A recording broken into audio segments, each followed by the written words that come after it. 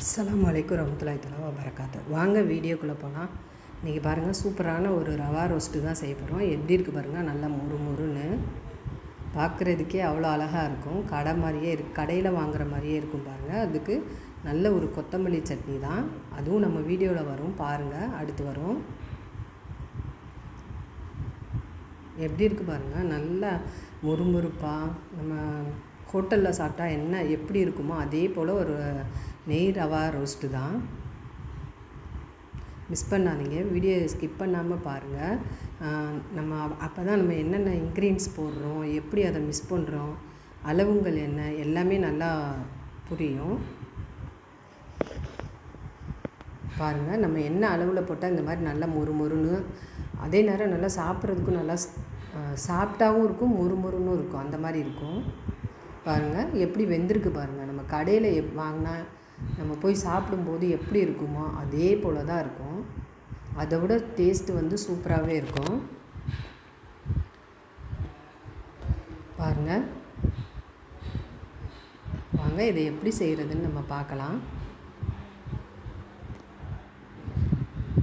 Video skip பண்ணாமல் பாருங்கள், அப்போ தான் உங்களுக்கு புரியும். எவ்வளோ மொறுமொறுப்பாக இருக்குது பாருங்கள்.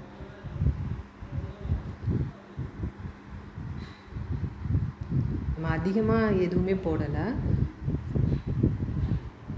பாருங்கள். அதுக்கு தேவையான பொருள் வந்து கேரட் ஒன்று,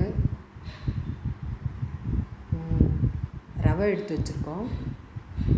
நம்ம வந்து பாக்கெட்டில் 200 கிராம் பாக்கெட் எடுத்துருக்கோம். அதை நம்ம வந்து கப்பில் தான் நம்ம வந்து அளவு எடுக்க போகிறோம்.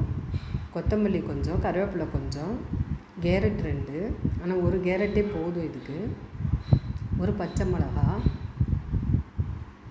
இதுக்கு உப்பு தேவையான அளவு, மிளகு 1/2 ஸ்பூனு, ஜீரகம் 1/2 ஸ்பூனு, 1 ஸ்பூன் தேங்காய் திருவல். இப்போ நம்ம இதில் வந்து கொஞ்சம் டிஃப்ரெண்ட்டாக என்ன செய்ய போகிறோம்னா, இட்லி மாவு தான் நம்ம சேர்க்க போகிறோம். எல்லோரும் வந்து பச்சரிசி மாவு தான் சேர்ப்பாங்க. அதை விட இட்லி மாவு வந்து ரொம்பவே சாஃப்டாக ரொம்ப நல்லாயிருக்கும். பச்சரிசி மாவு நம்ம சேர்க்கும்போது கொஞ்சம் நேரம் ஆனால் அதுக்கு ரொம்ப கொஞ்சம் வரவரப்பு தன்மை கொடுக்கும். ஆனால் இட்லி மாவு வந்து நல்லா சாஃப்டாகவே இருந்துச்சு, ரொம்பவே நல்லா இருந்துச்சு. ட்ரை பண்ணி பாருங்கள். உங்களுக்கு பச்சரிசி மாவு தான் போடணுன்னா நீங்கள் அதுவும் போட்டுக்கலாம். ஒன்று இட்லி மாவு இல்லை பச்சரிசி மாவு, 2ல் ஏதாவது ஒன்று, அவ்வளோதான். மித்த எல்லா பொருளும் ஒன்று தான். பாருங்கள், ரொம்பவே நல்லாயிருக்கும். மிஸ் பண்ணாதீங்க, வீடியோ ஃபுல்லாக பாருங்கள். இப்போ நம்ம எல்லாத்தையும் கழுவிட்டு நம்ம வந்து துருவிட்டு வச்சுக்கலாம். கேரட்டை துருவிக்கலாம், மற்ற பொருள்லாம் நம்ம வந்து பொடியாக கட் பண்ணிக்கலாம்.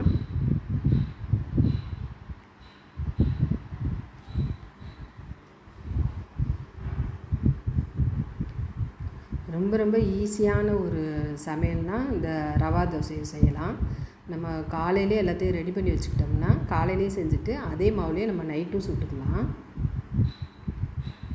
இதுக்கு நம்மளுக்கு விருப்பப்பட்ட சட்னி வச்சுக்கலாம். சாம்பார், தேங்காய் சட்னி, தக்காளி சட்னி, எது வேணால் நம்ம வச்சுக்கலாம். நம்ம இன்றைக்கி வந்து கொத்தமல்லி சட்னி தான் வச்சுருக்கோம். ரொம்பவே நல்லா இருந்துச்சு. கொத்தமல்லி சட்னிக்கும் இந்த ரவா தோசைக்கும் ரொம்ப நல்லா இருந்துச்சு. நீங்களும் ட்ரை பண்ணி பாருங்கள்.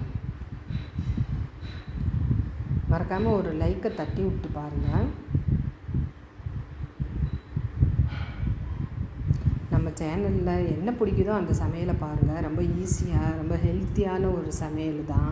நல்ல டேஸ்ட்டாகவும் இருக்கும். கம்மி பட்ஜெட்டில் நம்ம எப்படி டேஸ்ட்டாக சமைக்கிறதுன்னு தான் நம்ம சொல்லி கொடுத்துருக்கோம். மிஸ் பண்ணாமல் நம்ம சேனலில் பாருங்கள். பிரியாணி, நான்வெஜ்ஜு, சைவம், அசைவம் எல்லாமே நம்ம போட்டிருக்கோம். ஷேர் பண்ணி விடுங்க. நல்ல சமையலாக இருந்தால் ஷேர் பண்ணி விடுங்க. இப்போ அதை எப்படி ரெடி பண்ணலான்னு பார்க்கலாம் வாங்க. இப்போ நம்ம ஒரு பாத்திரத்தை எடுத்துக்கிட்டோம்.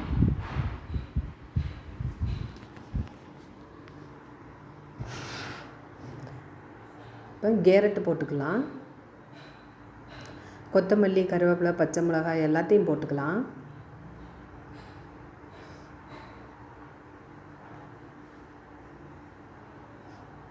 இப்போ மிளகு 1/2 ஸ்பூனு, ஜீரகம் 1/2 ஸ்பூன் போட்டுக்கலாம். நீங்கள் ஒவ்வொரு ஸ்பூன் கூட போட்டுக்கலாம். இப்போ 1 ஸ்பூன் தேங்காய் திருவல், நீங்கள் சில்லு மாதிரி கூட நறுக்கி போட்டுக்கலாம்.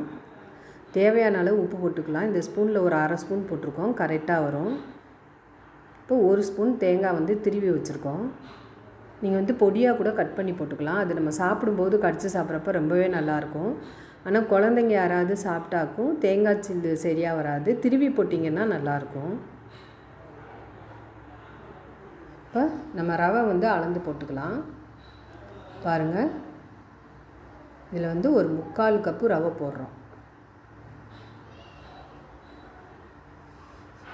நம்ம எந்த கப்பில் ரவை எடுக்கிறோமோ அதே கப்பில் தான் நம்ம தண்ணி அளக்க போகிறோம்.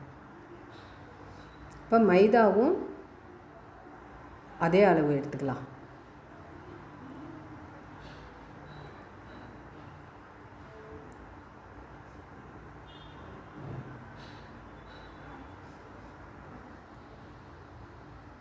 பாருங்கள், இந்த மாதிரி கரண்டியில் ஒரு 2 கரண்டி இட்லி மாவு ஊற்றிக்கலாம். அப்படி உங்களுக்கு இட்லி மாவு பிடிக்கலைன்னா இந்த கப்புலேயே ஒரு நம்ம இப்போ எப்படி எடுத்தோமோ அதே அளவு அரிசி மாவு போட்டுக்கோங்க.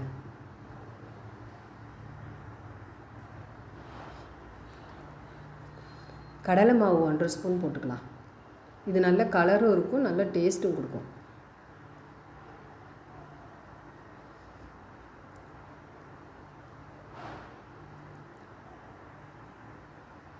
அவ்வளோதான். இப்போ நம்ம எல்லாத்தையுமே போட்டாச்சு. இப்போ எல்லாத்தையும் ஒன்றா கலக்கிக்கலாம்.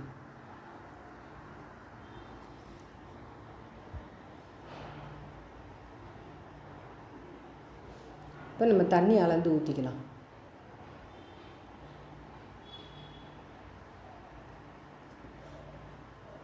இந்த கப்பில் வந்து இப்போ நம்ம 3 கப்பு தண்ணி விட போகிறோம். நல்லா ஊறினதுக்கப்புறம் 1/2 கப்பு தண்ணி ஊற்ற போகிறோம். கட்டி இல்லாமல் நல்லா கலக்கிக்கலாம்.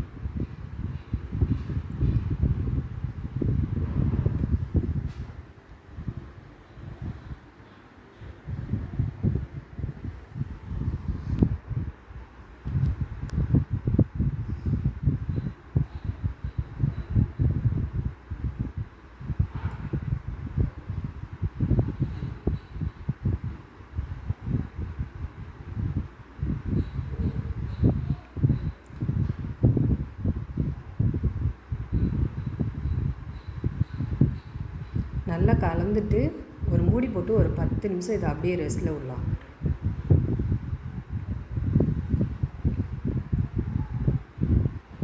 ஆனால் 10 நிமிஷம் ஊறணும். இது அவசியம் 10 நிமிஷம் ஊறினா தான் நல்லாயிருக்கும்.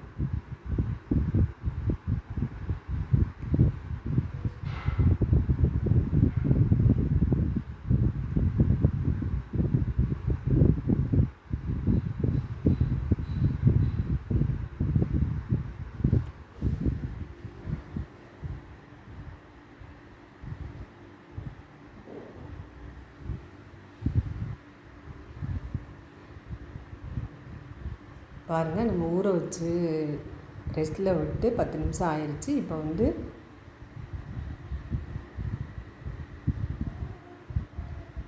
ரவை போட்டிருக்கோம். சொல்ல மறந்துட்டோம். வெங்காயம் 2 பெரிய வெங்காயம் பொடியாக கட் பண்ணி வச்சுருக்கோம். முந்திரி ஒரு 6 முந்திரி கட் பண்ணி வச்சு போட்டிருக்கோம். ஒரு துண்டு இஞ்சி. எல்லாத்தையுமே நம்ம வந்து அந்த மாவுலேயே போட்டு கலந்துட்டோம்.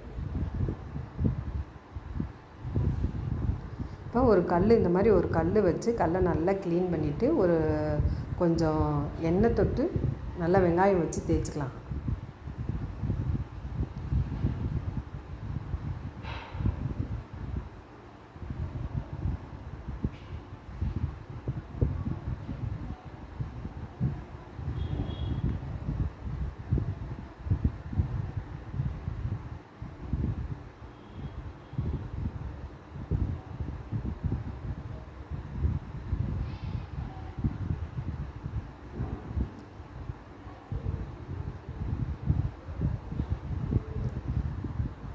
இந்த மாதிரி நல்ல பெரிய கல்லாக இருந்தால் ஒருத்தவங்களுக்கு ஒரு தோசை ஊற்றினாலே போதும், ஃபுல்லாக கம்ப்ளீட் ஆயிரும். இப்போ நம்ம வீட்டில் ஒரு 4 பேர் இருக்காங்கன்னா 4 தோசை ஊற்றினாலே போதும். அதிக நேரம் நின்று செய்ய வேண்டாம். நம்ம உங்கள்கிட்ட எந்த கல் இருக்கோ அதுலேயே ஊற்றிக்கலாம்.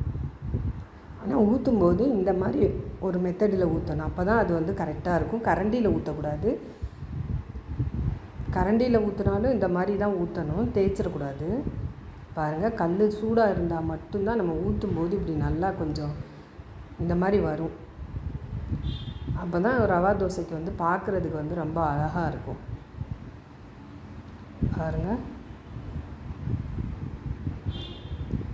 சூப்பரான கடை டேஸ்ட்டில் கடையில் உள்ளது மாதிரியே ஒரு ரவா ரோஸ்ட்டு. இதுக்கு வந்து நம்ம நெய்யும் எண்ணெயும் கலந்து வச்சுருக்கோம். நான் வெறும் நெய் மட்டும் ஊற்றுறத விட எண்ணெயோடு கலந்து ஊற்றும்போது நல்லாயிருக்கும். பாருங்கள், இவ்வளோதாங்க நம்ம கடையில் வாங்குகிற ரவா ரோஸ்ட்டு. இதுக்கு மேலே அவங்க எந்த பொருளும் போடுறதில்ல. அவ்வளோதான், இதோட இன்க்ரீடியன்ஸே அவ்வளோதான். ரொம்ப ரொம்ப ஈஸியான ஒன்று. நம்ம செஞ்சுட்டு மிச்சம் மாவு ஃப்ரிட்ஜில் வச்சாலும் காலையில் செஞ்சோம்னா நைட்டு ஊற்றிக்கலாம், நைட்டு செஞ்சு வச்சோம்னா காலையில் ஊற்றிக்கலாம். இதுக்கு நல்லா தேங்காய் சட்னி, தக்காளி சட்னி, நீங்கள் எந்த சட்னி வச்சாலும் இதுக்கு நல்லா செட் ஆகும். இன்றைக்கி நான் வந்து கொத்தமல்லி சட்னி தான் வச்சுருக்கோம். நல்லா பொறுமையாக வேக விட்டுறணும். இது நம்ம திருப்பி போட போகிறதில்ல, ஒரு பக்கத்து வேக விட்றது தான். நல்லா கொஞ்சம் நல்லா ரோஸ்ட் ஆகிற வரைக்கும் நம்ம வேக விட்டுறணும் பொறுமையாக. பாருங்கள், ஒரு லைக் போட்டு விடுங்க. தொடர்ந்து நம்ம சேனலை ஃபாலோ பண்ணுங்கள் மக்களே. பெல் ஐக்கானை கிளிக் பண்ணி வைங்க. அது நம்ம போடுற வீடியோ வந்து உடனே உங்களுக்கு கிடைக்கும். ப்ளீஸ்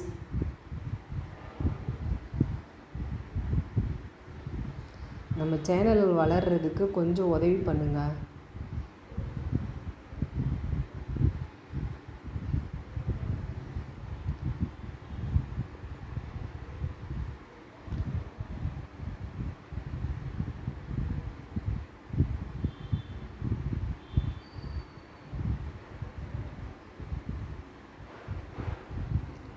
புதுசாக பார்க்குறவங்க ஒரு சப்ஸ்கிரைப் பண்ணுங்கள். சப்ஸ்கிரைப் பண்ணிவிட்டு பெல் ஐக்கானை மட்டும் கிளிக் பண்ணிடுங்க. நம்ம வீடியோ வந்து மிஸ் பண்ணாமல் உங்களுக்கு கிடைக்கும். அதுவே எங்களுக்கு நீங்கள் செய்கிற பெரிய உதவியாக இருக்கும். பாருங்கள், அதுக்கு கொத்தமல்லி சட்னி எப்படி அரைச்சிருக்கோன்னு இதுவும் நம்ம வீடியோவில் வரும். பாருங்கள், அவ்வளோ டேஸ்ட்டு, அவ்வளோ ஹெல்த்தியான ஒரு சட்னி.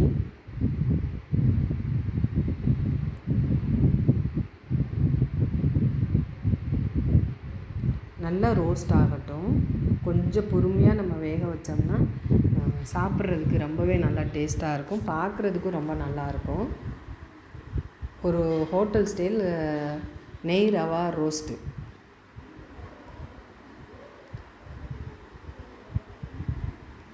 அப்படியே ஒரு லைக்கை தட்டி விட்டிங்கன்னா ரொம்ப சந்தோஷமாக இருக்கும்.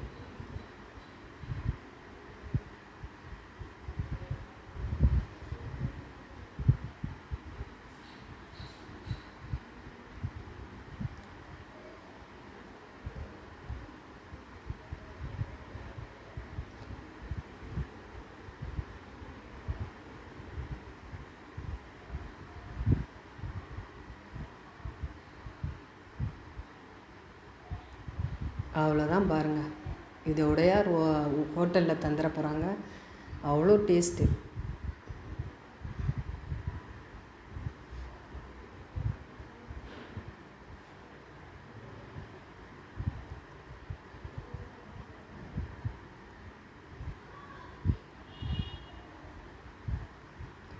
நல்லா மொறுன்னு, அதே நேரம் நல்லா சாஃப்டாகவும் இருக்கும். அது நம்ம அரிசி மாவு ஊற்றுனனால அப்படி இருக்குது.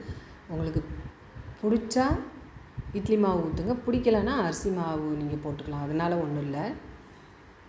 பாருங்கள் எப்படி இருக்குது பாருங்கள், பார்க்குறதுக்கே